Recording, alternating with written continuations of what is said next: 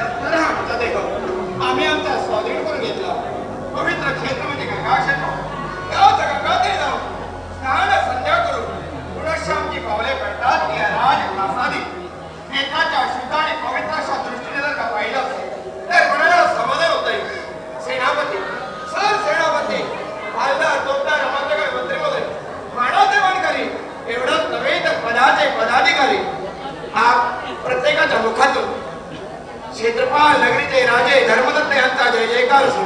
क्षेत्रपाल नगरीचे राजे धर्मदत्त यांचा जय जयकार असो. क्षेत्रपाल नगरीचे राजे धर्मदत्त यांचा जय जयकार असो. जय जयकाराचे शब्द ऐकले आणि आमच्या मनाला समाधान होतं. का वाटला नाही? प्रत्येकाला दिला जाणार तो समाज देणार. त्या कोणतीही कमतरता आज आमच्याकडून घडली जात नाही. सत्ता वैभव आणि संपत्ती ही आम्हाला कोणामुळे प्राप्त झाली? त्याच माझ्या देवामुळे. त्या दिवसापासून सत्तो लागल्या दिवसापासून एका निष्ठेने मी त्याची भक्ती केली. या क्षेत्रपाल नगरीचा राजा म्हणजे वेतोबा हे माझा देवा राजा धर्मदत्त तुझ्या पूज्य आणि पवित्र चरणी लीन होत. तुझ्या पूज्य आणि पवित्र चरणी लीन होत. बंदा तुझ्या पूज्य आणि पवित्र चरणी लीन होत. हे भगवंता हे माझी तमाम जनता आज सुख शांतीने समाधानात वावरण्यासाठी तत्पर होते. हे कोणामुळं तर तुझ्यात कृपाशीर्वादामुळं आणि तोच तुझा कृपाशीर्वाद सदैव माझ्या पवित्र या जनतेच्या पाठीशी असल्यामुळं आज कोणत्याही गोष्टीची कमतरता भासत नाही. एवढंच नाही तर जिने माझ्या संसारात पदार्पण केलं लक्ष्मीच्या रूपानं चोपटामध्ये चालण्यासाठी तत्पर झाली हीच माझी दमयंती. एवढंच कशाला पण हे भगवंता तुझ्यात कृपाशीर्वादामुळं माझा पुत्र तुझ्या कृपाशीर्वादामुळे आज सुख शांतीने समाधानात वावरण्यासाठी